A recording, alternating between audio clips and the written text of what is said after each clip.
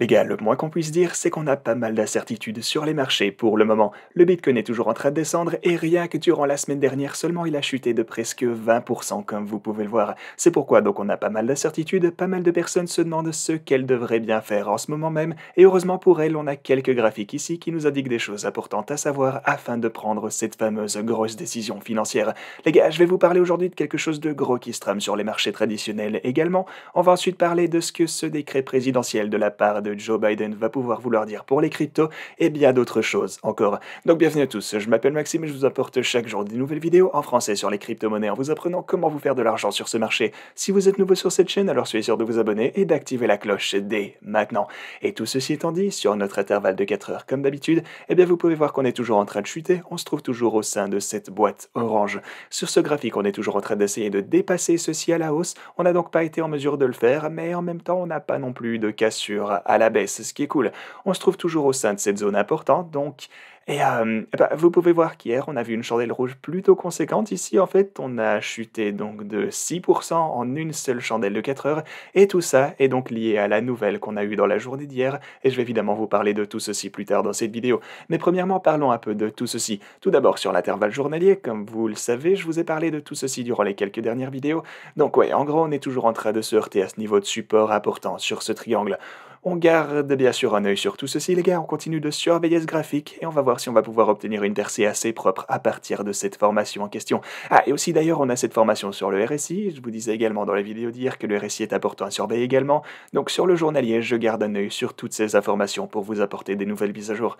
Mais ouais, quelque chose de gros est en train de se passer sur les marchés traditionnels. Déjà, vous pouvez voir qu'on est en train de trouver du support en ce moment à partir de ma ligne orange à 4150 $ ici sur les marchés traditionnels. Maintenant, on a bel et bien assisté en fait à une chute assez importante également à ce niveau. Vous voyez qu'on est descendu de presque 6,5% en somme sur les marchés traditionnels durant les quelques derniers jours et c'est vraiment pas rien. Maintenant, ce niveau est vraiment important parce que comme vous pouvez le voir ici, c'est également vraiment proche des niveaux auxquels on est redescendu précédemment, mais auxquels on a fini par trouver du support avant d'assister à une autre grosse poussée pour les marchés traditionnels, comme vous le voyez sur ce graphe une fois encore. Voyons donc si on peut répéter tout ça et si on peut voir le même style d'action sur le marché. Et donc, on n'a plus qu'à attendre pour le moment. Et en fait, peut-être même que tout ça ressemble légèrement à un W sur le journalier. Ouais, peut-être que non, c'est un peu tôt pour le dire, mais on est toujours potentiellement en train de former ce deuxième bottom ici, potentiellement. Mais maintenant, revenons plutôt sur notre graphe de 4 heures, parce que je voudrais dézoomer ici afin de vous montrer eh bien qu'on ne s'est plus retrouvé en train de trader à ces niveaux, à part cette fois au mois de février en 2022 évidemment, mais sinon il faut qu'on retourne jusqu'au tout début de ce bull run, lorsque les choses ont recommencé à décoller, ou je devrais plutôt dire le début de l'année dernière, lorsqu'on a eu une grosse poussée, qu'on a fini par atteindre notre nouveau all-time high, comme vous vous en souvenez certainement. Donc ouais, tant que maintenant, on a à peu près retracé tous les gains qu'on a vus durant l'année dernière, en fait, c'est dommage. Mais ouais, on a tout de même une autre chose d'importante qui se passe en ce moment, et cette fois il s'agit de l'intervalle journalier. Alors, sur ce graphique en question, et aussi sur les marchés traditionnels d'ailleurs, eh bien vous pouvez voir qu'on est en train de former ce style de biseau, comme on a juste ici. On a donc un biseau descendant, ou falling wedge, et ceci est généralement un pattern bullish. Généralement, ce qu'on peut voir ici, c'est qu'on a tendance à avoir une tendance à la baisse jusqu'à ce qu'on assiste à une percée et qu'on revienne le plus probablement jusqu'au précédent sommet qu'on a formé à ce point. Maintenant, tout ceci peut bien sûr partir soit à la hausse, soit à la baisse, c'est toujours le cas, mais ceci a tout de même tendance à être un pattern haussier. Le plus souvent, ça part à la hausse pour entrer dans une nouvelle phase bullish, donc on garde un œil sur tout ceci également. Et certaines personnes me demandent aussi d'ailleurs, parce que, comme vous le savez, mon avis, c'est qu'on a soit déjà trouvé le bottom, ou le fond de la baisse, soit qu'on va pouvoir le trouver quelque part dans les environs des 30 000 $. Maintenant, certaines personnes me demandent si je pense toujours que ça va être le cas. Et simplement d'un point de vue risque-récompense, vous savez que je réfléchis souvent comme ça fait toujours beaucoup de sens selon moi de s'attendre à ceci. Parce que si vous jetez un œil à ce graphe fantastique que nous apporte Econometrix, eh bien vous pouvez voir que sur les marchés traditionnels, on se trouve pour le moment en négatif de... Bah oui, comme la dernière fois, presque 15% ici. Ok, à présent on est à moins 15%, et vous pouvez voir qu'on n'avait presque plus jamais assisté à une telle chute après 2020. Ok, il s'agit donc de l'un des retraits les plus importants qu'on ait vu depuis un pas mal d'années déjà. Évidemment, on en a eu une pire, c'était le crash du Covid, vous savez déjà tout ça, mais à part tout ça, on n'a pas vraiment vu quelque chose d'aussi important que ce qu'on est en train de vivre pour le moment. Et en fait, c'est la même chose même si vous prenez 2006 et toute l'histoire qui a suivi cette date, ce qui nous donne donc, ça fait quoi ça, 18 ans? Non, plutôt 15 ou 16. Mais bref, ce que vous pouvez voir ici, c'est qu'on a eu des chutes plus violentes que celle à laquelle on assiste pour le moment, mais seulement à 1 et 2 reprises juste là, OK? Donc en d'autres termes, ceci est la une, 2, 3, quatrième plus grosse chute à laquelle on est assisté depuis l'année 2006. Donc voilà, on voit déjà ce gros retracement, mais est-ce qu'on pourrait chuter plus bas que ceci? Bien sûr qu'on pourrait, on a énormément de support pour le Bitcoin vers les 30 000 $. On sait bien que le Bitcoin est corrélé au marché traditionnel. Du coup, si jamais on devait voir les marchés traditionnels chuter davantage, alors je pense bien qu'on va certainement trouver une belle zone de consolidation quelque part vers ce niveau en question. Et aussi, ce que vous pouvez voir juste là, c'est que si on se penche sur ou plutôt si on regarde tous les retraits du Bitcoin qu'on a vu jusqu'à maintenant, voyons un peu ceci avec une perspective historique. Ce que vous avez ici pour le Bitcoin, c'est un peu la même chose que le graphe d'avant pour les marchés traditionnels, à la différence près que vous prenez en compte aussi les halvings. Donc, alors on a les points turquoise ici, qui représentent donc les chutes après le premier halving, on a les bleus, ou mauves, peu importe, qui eux sont après le deuxième halving, et enfin les oranges après le troisième halving. Comme vous le savez, le Bitcoin subit un halving approximativement tous les 4 ans, ce qui est bien sûr un événement majeur, mais c'est pas ce qui nous intéresse aujourd'hui, parce qu'on peut voir ces fameux retraits. On se trouve donc juste là approximativement 50% en négatif, et vous pouvez déjà voir que ceci est assez important d'un point de vue historique pour notre Bitcoin. On a assisté à un retrait encore plus gros après le halving, et cette fois c'était donc qu'en avril de 2021, lorsqu'on a chuté à partir de ce point de quelques pourcents supplémentaires durant le crash du Covid. Donc ouais, peut-être qu'ici on est à genre 50% et que là c'est 52, 53, mais bref, c'est pas une grosse différence. Donc dans un contexte historique, on est déjà vachement proche de ce qu'on peut probablement s'attendre à voir ici au maximum. Mais maintenant, on peut en fait prendre les données non seulement depuis notre dernier halving, mais même tous les points que vous pouvez voir sur ce graphique en question.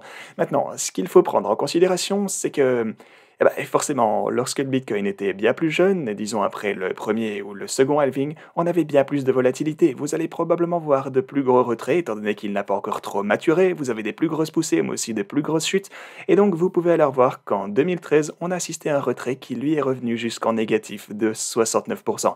Ok, on a donc ces 2 points juste ici en plus, qui eux ont même dépassé le négatif des 80%. Maintenant, tout ça c'était bien plus tôt, comme je vous le disais, dans l'histoire du Bitcoin, on n'avait pas d'institution, rien de tout ça, on n'avait pas le même style d'adoption de masse qu'on est en train de voir pour le moment, on n'avait rien de tout ça. Et aussi, souvenez-vous, lorsqu'on a assisté à ces retraits de 80%, en même temps, vous étiez en mesure de voir des gains de x20, x50 peut-être pour le Bitcoin en une période extrêmement courte également.